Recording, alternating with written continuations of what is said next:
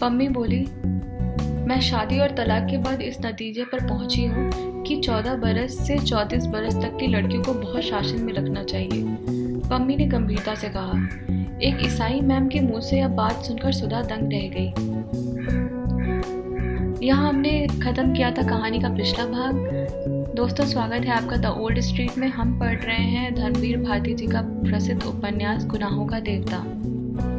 अगर आप इस चैनल पर नए हैं तो इस चैनल को सब्सक्राइब कर लें ताकि आपको बहुत सारी कहानियाँ और उपन्यास इस चैनल पे मिल जाएंगे। चलिए बिना देर किए कहानी शुरू करते हैं। एक ईसाई मैम के मुंह से यह बात सुनकर सुधा दंग रह गई। क्यों, उसने पूछा।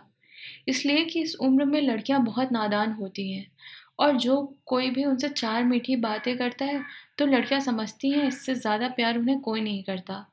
और इस उम्र में जो कोई ऐरा गहरा उनके संपर्क में आ जाता है उसे वे प्यार का देवता समझने लगती हैं। और नतीजा यह होता है कि वह ऐसे जाल में फंस जाती हैं कि ज़िंदगी भर उसे छुटकारा नहीं मिलता।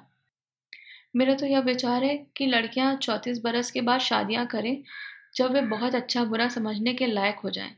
नहीं तो मुझे तो हिंदुओं का कायदा सबसे ज़्यादा पसंद आता है कि 14 बरस से पहले ही लड़की की शादी करा दी जाए और उसके बाद उसका संसर्ग उसी आदमी के साथ रहे जिससे उसे ज़िंदगी भर निबाह करना है और अपने विकास क्रम से दोनों एक दूसरे को समझते चलें। लेकिन यह तो सबसे भद्दा तरीका है। और 14 बरस से 34 बरस के बीच लड़की की शादी हो या उसे आज़ादी दी जाए, मैंने तो स्वयं अपने ऊपर बंधन बांध लिए थे। तुम्हारी तो शादी अभी नहीं हुई। नहीं। बहुत ठीक। तुम 34 बरस के पहले शादी मत करना। अच्छा हाँ, और क्या बताया चंदन ने मेरे बारे में? और तो कुछ खास नहीं। हाँ, यह कह रहा था कि आपको चाय और सिगरेट बहुत अच्छी लगती है। ओहो, देखिए मैं भूल ही गई। लीजिए सिगरेट मंगवाती हूँ। और सुधा ने एक घंटी बजाई। रहने दीजिए, मैं सिगरेट छोड़ रही हूँ। क्यों? इसलिए कि कपूर को अच्छा नहीं लगता और अब वह मेरा दोस्त बन गया है और दोस्ती में एक दूसरे से निभाह करना ही पड़ता है। उसने आपको यह नहीं बताया कि उसने मुझे दोस्त मान लिया है? मम्मी ने पूछा। जी हाँ, बताया था। अच्छा तो चाय लीजिए। हाँ हाँ, चाय मंगवा लीजिए। आपका कपूर से क्या संबंध है? मम्मी ने पूछा। कुछ नहीं। मुझसे भला क्या संबंध होगा उनका? जब देखिए तब बिगड़ते रहते हैं मुझ पर और बाहर गए हैं और कोई खत नहीं भेजा। ये कहीं संबंध है? नहीं, मेरा मतलब है आप उनसे घनिष्ठ हैं। हाँ, कभी वह छुपाते तो नहीं मुझसे कुछ। क्यों? तब तो ठीक है, सच्चे दिल के आदमी मालूम पड़ते हैं। आप तो यह बता सकती हैं कि उन्हें क्या क्या चीज़ें पसंद है।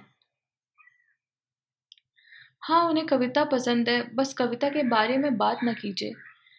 कविता सुना दीजिए उन्हें या कविता की किताब दे दीजिए उन्हें या उन्हें सुबह घूमना बहुत पसंद है। रात को गंगा जी की सैर करना पसंद है। सिनेमा तो बहुत पसंद है। और क्या क्या, चाय की पत्ती का हलवा पसंद है। यह क्या होता है? मेरा मतलब बिना दूध की चाय उन्हें पसंद है। अच्छा अच्छा। देखिए, आप यह सोचेंगे मैं इस तरह से मिस्टर कपूर के बारे में पूछ रही हूँ जैसे मैं कोई जासूस हूँ। लेकिन असल बात मैं आपको बता दूँ, मैं पिछले 2-3 साल से अकेली रहती रही, किसी से भी नहीं मिलती-जुलती। उस दिन मिस्टर कपूर गए तो पता नहीं क्यों मुझ पर प्रभाव पड़ा। उनको देखकर ऐसा लगा कि यह आदमी है जिसके दिल में सच्चाई है, जो आदमियों में बिल्कुल नहीं होती। तभी मैंने सोचा इनसे दोस्ती कर लूं।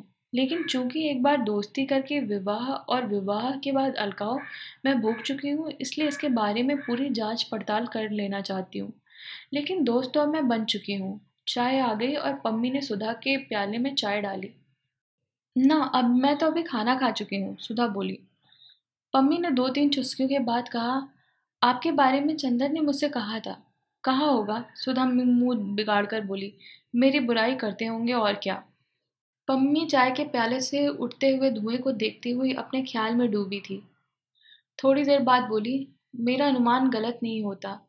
मैंने कपूर को देखते ही समझ लिया था कि वह मेरे लिए उपयुक्त मित्र है। मैंने कविता पढ़नी बहुत दिनों से छोड़ दी थी, लेकिन किसी कवित्री ने, शायद मिसेस ब्राउनिंग ने लिखा था कि वह मेरी जिंदगी में रोशनी बनकर आया। उसे देखते ही मैं समझ गई कि वह आदमी है जिसके हाथ से मेरे दिल के सभी राज सुरक्षित रहेंगे। वह खेल नहीं करेगा। और प्यार भी नहीं करेगा। जिंदगी में आकर भी जिंदगी से दूर और सपनों में बांध कर भी सपनों से अलग। यह बात कपूर पर बहुत लागू होती है। माफ़ करना मिस सुधा, मैं आपसे इसलिए कह रही हूँ कि आप इनकी घनिष्ठ हैं और आप उन्हें बतला देंगी कि मेरा क्या ख्याल है उनके बारे में। अच्छा, अब मैं चलूँगी। बैठिए ना, सुधा बोली। नहीं, मेरा भाई अकेला है, खाने के लिए इंतज़ार कर रहा होगा। उठते हुए पम्मी ने कहा, आप बहुत अच्छी हैं। इस वक्त आप आई तो मैं थोड़ी सी चिंता भूल गई थी, वरना मैं 3 दिन से उदास थी। बैठिए, कुछ और चंदर के बारे में बताइए ना। अब नहीं, वो अपने ढंग का अकेला आदमी है, या मैं कह सकती हूँ, ओह तुम्हारी आंखें बड़ी सुंदर है, देखो। और छोटे बच्चे की तरह उसके मुंह को हथेली में उठाकर पम्मी ने कहा, बहुत सुंदर आंखें हैं। माफ करना, मैं कपूर से भी बेतकल्लुफ हूँ। सुधा झेप गई, उसने आंखें नीचे कर ली। पम्मी ने अपनी साइकिल उठाते हुए कहा, कपूर के साथ आप आइएगा। और आपने कहा था कपूर को कविता पसंद है। जी हाँ, गुड नाइट। जब पम्मी बंगले पर पहुंची तो उसकी साइकिल के करियर में अंग्रेजी कविता के 5-6 गट्ठे बंधे हुए थे। 8 बज चुके थे। सुधा जाकर अपने बिस्तर पर लेटने लगी। अंग्रेजी कविता पढ़ रही थी। अंग्रेजी लड़कियां कितनी आज़ाद और स्वच्छंद होती होंगी। जब पम्मी, जो ईसाई है, इतनी आज़ाद है, उसने सोचा, और पम्मी कितनी अच्छी है, उसकी बेतलकुफ़ी में भोलापन नहीं है, पर सरलता बेहद है। बड़ा साफ दिल है, कुछ छुपाना नहीं जानती। और सुधा से सिर्फ 5-6 साल बड़ी है, लेकिन सुधा उसके सामने बच्ची लगती है। कितना जानती है पम्मी, और कितनी अच्छी समझ है उसकी। और चंदर की तो तारीफ करते नहीं थकती। चंदर के लिए उसने सिगरेट छोड़ दी। चंदर उसका दोस्त है। इतनी पढ़ी लिखी लड़की के लिए रोशनी का देवदूत है। सचमुच चंदर पर सुधा को गर्व है, और उसी चंदर से वह लड़ झगड़ लेती है, इतनी मान मनोहर कर लेती है, और चंदर सब बर्दाश्त कर लेता है। वरना चंदर के इतने बड़े बड़े दोस्त हैं, और चंदर की इतनी इज्जत है। अगर चंदर चाहे तो सुधा की रत्ती भर परवाह ना करे, लेकिन चंदर सुधा की भली बुरी सब बात बर्दाश्त कर लेता है। और वह कितनी परेशान करती है चंदर को। कभी अगर सचमुच चंदर बहुत नाराज हो गया और सचमुच हमेशा के लिए बोलना छोड़ दे, तब क्या होगा? या चंदर यहाँ से कहीं चला जाए, तब क्या होगा? खैर, चंदर जाएगा तो नहीं इलाहाबाद छोड़कर, लेकिन अगर वह खुद कहीं चली गई, तब क्या होगा? वह कहाँ जाएगी? अरे, पापा को मनाना तो बाएं हाथ का खेल है, और ऐसा प्यार वह करेगी नहीं कि शादी करनी पड़े।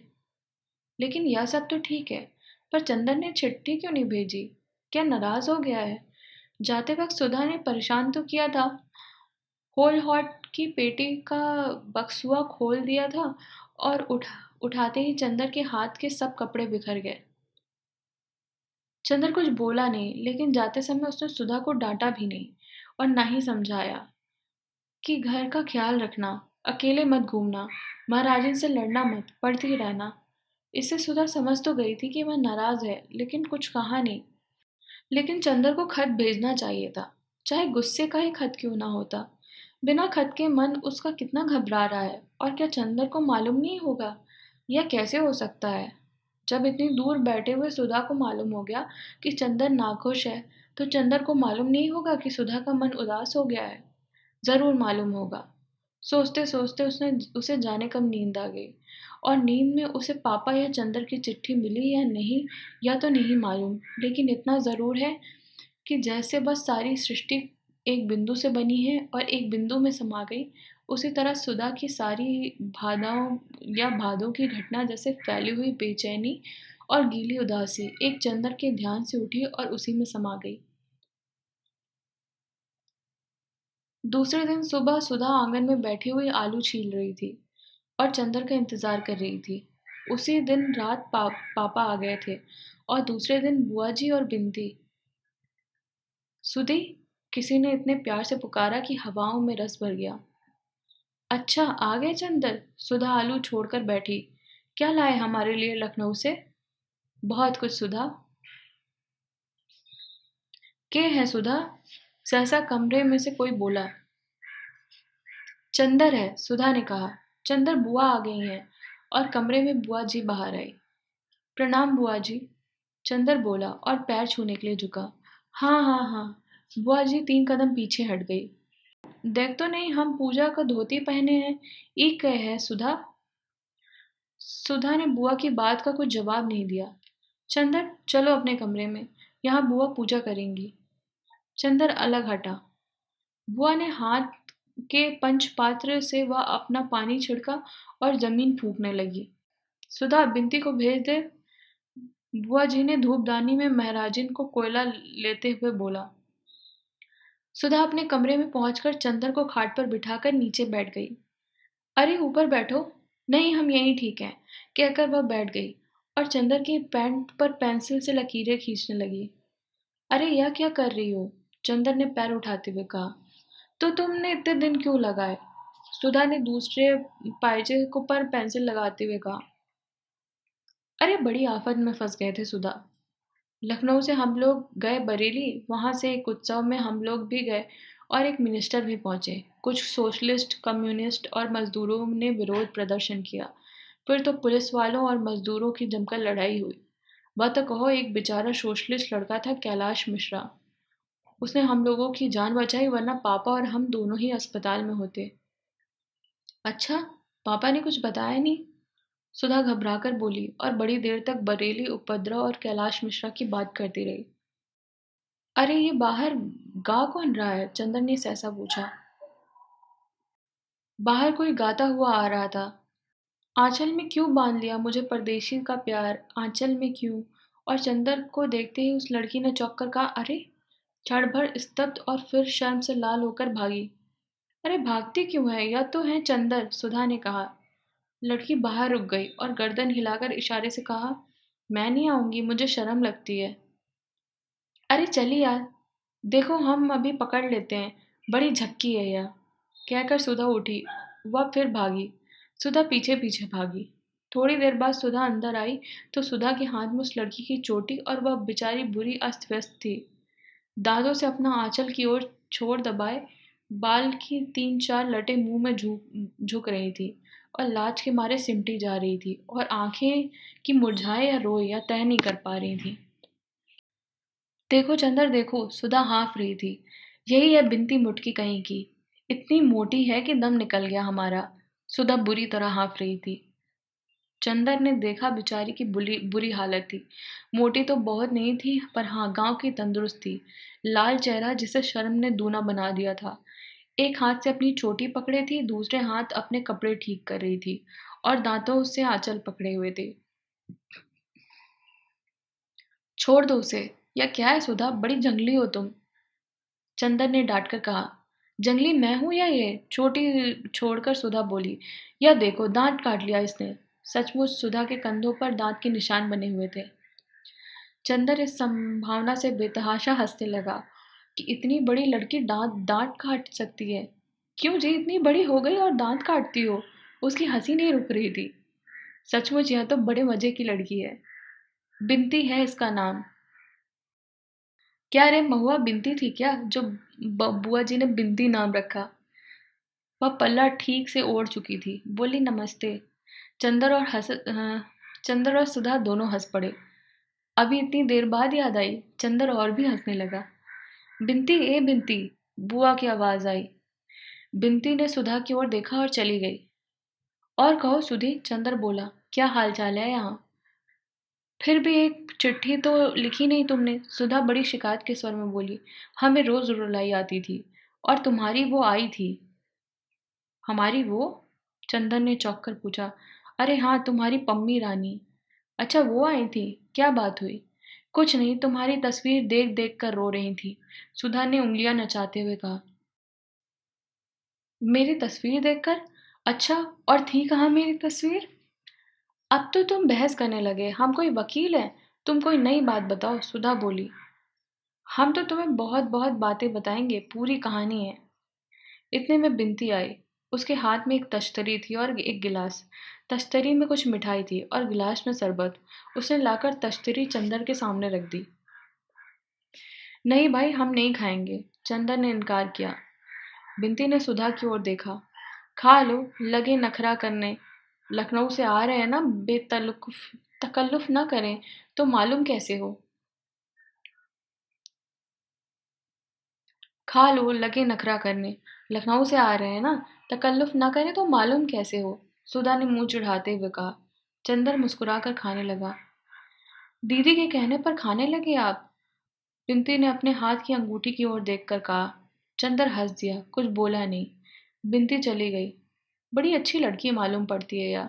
चंदर बोला, बहुत प्यारी है और पढ़ने में हमारी तरह नहीं है, बहुत तेज है। अच्छा, तुम्हारी पढ़ाई कैसी चल रही है? मास्टर साहब बहुत अच्छा पढ़ाते हैं। और चंदर, अब हम खूब बातें करते हैं और उनसे दुनिया भर की, वे बस हमेशा सिर नीचे किए रहते हैं। एक दिन पढ़ाते वक्त हमारी गरी पास में रखे खाते गए, उन्हें मालूम ही नहीं हुआ। उनसे एक दिन कविता सुनवा दो, सुधा बोली। चंदर ने कुछ जवाब नहीं दिया और डॉक्टर साहब कमरे में जाकर किताबें उलटने लगे। चंदन ने कुछ जवाब नहीं दिया और डॉक्टर साहब के कमरे में जाकर किताबें उलटने लगा। इतने में बुआ जी का तेज स्वर आया। हमें मालूम होता है कि ई मोह झोंसी हमसे ऐसी नाच नचावत तो हम पैदा होत एकर गलत घोट देत। हे राम, आकाश सर पर उठाए है। कई घंटे से नरियात नरियात गटई फट गई है। ए बोलती नहीं, जैसे सांप सूंघ गया हो। प्रोफेसर शुक्ला के घर में यह नया सांस्कृतिक तत्व था। कितनी शालीनता और शिष्टता से वह रहते थे। कभी इस तरह की भाषा भी उनके घर में सुनने को नहीं मिली। इसकी चंदर को जरा भी उम्मीद नहीं थी। चंदर चौंक कर उधर देखने लगा। डॉक्टर शुक्ला समझ गए। कुछ लज्जित से और मुस्कुराकर ग्लानि छिपाते हुए बोले, मेरी विधवा बहन है, कल गांव से आई है और लड़की को पहुंचाने। उसके बाद कुछ पटकने की का स्वर आया, शायद किसी बर्तन के। इतने में सुधा आई, गुस्से से लाल। सुना पापा तुमने? बुआ बिन्ती को मार डालेगी। क्या हुआ आखिर? डॉक्टर शुक्ला ने पूछा। कुछ नहीं। बिन्ती ने पूजा का 5 पात्र उठाकर ठाकुर जी के सिंहासन के पीछे रख दिया था। उन्हें दिखा नहीं पड़ा तो गुस्सा बिन्ती पर उतारे जा रही हैं। इतने में फिर उनकी आवाज आई। पैदा करते वक्त बहुत अच्छा लागत रहा, पालत वक्त तय बोल गए। मर गए रहे तो आपन संतान अपने साथ ले जात। हमार मूड पर एक हत्या काहे डाल गए? ऐसी कुलच्छनी है कि पैदा होत बाप ही खा गई। सुना पापा तुमने? चलो हम चलते हैं, डॉक्टर शुक्ला ने कहा। सुधा वहीं रह गई। चंदन से बोली, ऐसा बुरा स्वभाव है बुआ का कि बस बिनती ऐसी है कि बर्दाश्त कर लेती है। बुआ ने ठाकुर जी के सिंहासन साफ करते हुए, रोवत काहे हो? कौन तुम्हारे माई बाप का गरियाव है कि आए आंसुओं ढरकाए रही हो? ये सब चोचला अपने ओं को दिखाओ जाके। 2 महीना और है यहाँ, 2 महीना और है, अबहिन से उधियानी न जाओ। अब अभद्रता की सीमा पार हो चुकी थी। बिन्ती, चलो कमरे के अंदर, हटो सामने से। डॉक्टर शुक्ला ने डांट कर कहा। अब ये चरखा बंद होगा या नहीं? कुछ शर्म हया है या नहीं तुम में? बिन्ती सिसकते हुए अंदर गई। स्टडी रूम में देखा कि चंदर है तो उल्टे पांव लौट गई और सुधा के कमरे में फूट फूट कर रोने लगी। डॉक्टर शुक्ला लौट आए। अब हम ये सब करें कि अपना काम करें? अच्छा, कर से घर में महाभारत मचा रखा है। कब जाएगी ये सुधा? कल जाएंगी। पापा, अब बिन्ती को कभी मत भेजना इनके पास, सुधा ने गुस्से भरे स्वर में कहा। अच्छा जाओ, हमारा खाना परसो। चंदर, तुम अपना काम यहाँ करो। यहाँ शोर ज्यादा हो तो तुम लाइब्रेरी में चले जाना, आज भर की तकलीफ है। चंदर ने अपनी कुछ किताबें उठाई और उसने चला जाना ही ठीक समझा। सुधा खाना परोसने चली गई। बिन्ती रो रो कर और तकिए पर सिर पीट पीट कर अपनी कुंठा और दुख उतार रही थी। बुआ घंटी बजा रही थी। दबी जमान जाने क्या बकती जा रही थी। यह घंटी के भक्ति भावना भरे मधुर स्वर में सुनाई नहीं देता था। लेकिन बुआ जी दूसरे दिन गई नहीं। जब 3-4 दिन बाद चंदर गया तो देखा कि बाहर बाहर के सेहन में डॉक्टर शुक्ला बैठे हुए हैं और दरवाज़ा पकड़कर बुआ जी खड़ी होकर बात कर रही हैं। लेकिन इस वक्त बुआ जी काफ़ी गंभीर थी और किसी विषय में मंत्रणा कर रही थी। चंदर के पास पहुंचने पर फौरन वह चुप हो गई और चंदर की ओर सशंकित नेत्रों से देखने लगी। डॉक्टर शुक्ला बोले, आओ चंदर बैठो। चंदर बगल की कुर्सी खींचकर बैठ गया। तो डॉक्टर साहब बुआ से बोले, हाँ हाँ बात करो। अरे ये तो घर के आदमी हैं, इसके बारे में सुधा ने तुम्हें बताया नहीं? ये चंदर है, हमारे शिष्य, बहुत अच्छा लड़का है। अच्छा अच्छा भैयो बैठो, तू तो एक दिन और आए रहो। बीए में पढ़त हो सुधा के संग? नहीं बुआ जी, मैं रिसर्च कर रहा हूँ। वह बड़ी खुशी हुई ताको देखकर। हाँ तो सकूल, वह अपने भाई से बोली। फिर यही ठीक होई, बिंदी का ब्याह टाल देव, और अगर ई लड़का ठीक हो जाए तो सुधा का ब्याह अषाढ़ भर में निपटाए देव। और अच्छा नहीं लागत, ठूठ ऐसी बिटिया सून मांग लिए पर रावा करत है, एहर ओहर। बुआ जी बोली। हाँ ये तो ठीक है, डॉक्टर शुक्ला बोले। मैं खुद सुधा का ब्याह अब टालना नहीं चाहता। बीए तक की शिक्षा काफी है, वरना हमारी जाति में तो लड़के ही नहीं मिलते। लेकिन ये जो लड़का तुम बता रही हो, तो घर वाले कुछ ऐतराज तो नहीं करेंगे? और फिर लड़का तो हमें अच्छा लगा, लेकिन घर वाले पता नहीं कैसे हों। अरे तो घर वालन से का करे के है तो के? लड़का तो अलग है, अपने आप पढ़ रहा है, और लड़की थी अलग रही, ना सास का डर ना ननद की धौंस। हम पत्री मंगवाई देते हैं, मिलाई लो। डॉक्टर शुक्ला ने स्वीकृति में सर हिला दिया। तो फिर बिनती के बारे में का कहत हो? अगहन तक टाल दी जाए ना? बुआ ने पूछा। हाँ हाँ, डॉक्टर शुक्ला विचार में डूबकर कहा। तो फिर तुम ही इन जूता पिटऊ बड़ नकऊ से कह दियो, आई से कल से हमारी छाती पर मूंग दलत हैं। बुआ जी ने चंदर की ओर किसी को निर्देशित करते हुए कहा और चली गई।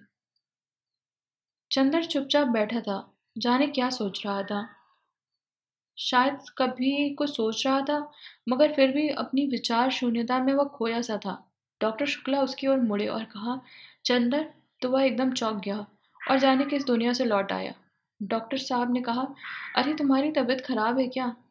नहीं तो, एक फीकी हंसी हंसकर चंदन ने कहा।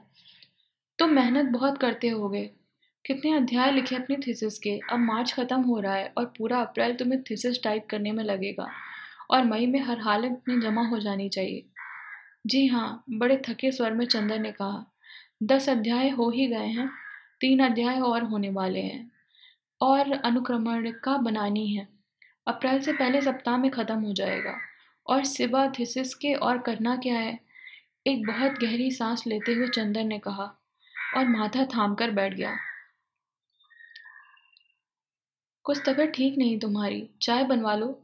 लेकिन सुधा तो है नहीं ना महाराजन, डॉक्टर साहब बोले। अरे सुधा, सुधा के नाम पर चंदर चौंक गया। हाँ, अभी मैं सुधा के बारे में सोच ही रहा था जब बुआ जी बात कर रही थी। क्या सोच रहा था? देखो, उसने याद करने की कोशिश की पर कुछ याद नहीं आया। पता नहीं क्या सोच रहा था। पता नहीं था। कुछ सुधा के ब्याह की बात हो रही थी शायद। क्या बात हो रही थी? कहाँ गई सुधा? चंदर ने पूछा। आज शायद साबिर साहब के यहाँ गई है। उनकी लड़की के साथ पढ़ती है ना, वहीं गई है, बिनती के साथ। अब इम्तिहान को कितने दिन रह गए हैं? अभी घूमना बंद नहीं हुआ उनका? नहीं, दिन भर पढ़ने के बाद उठी थी। उसके भी सर में दर्द था, चली गई। घूम फिर लेने से दो बेचारी को, अब तो जा ही रही है। डॉक्टर शुक्ला बोले एक हंसी के साथ, जिसमें आंसू छलक पड़ते थे। कहाँ तय हो रही है सुधा की शादी? और यहाँ पे उपन्यास का ये भाग मैं यहीं रोक रही हूँ। कंटिन्यू करते हैं अगले भाग में। अगले भाग से जुड़ने के लिए चैनल को सब्सक्राइब कर ले और बेल आइकन को दबा दें, ताकि वीडियो अपलोड होते ही आपको नोटिफिकेशन मिल जाए। द ओल्ड स्ट्रीट से जुड़े रहने के लिए बहुत बहुत धन्यवाद। अपने फीडबैक कमेंट सेक्शन में बताइएगा। ऐसी बहुत सारी अच्छी कहानियाँ, उपन्यास सुनने के लिए द ओल्ड स्ट्रीट से जुड़े रहें। धन्यवाद।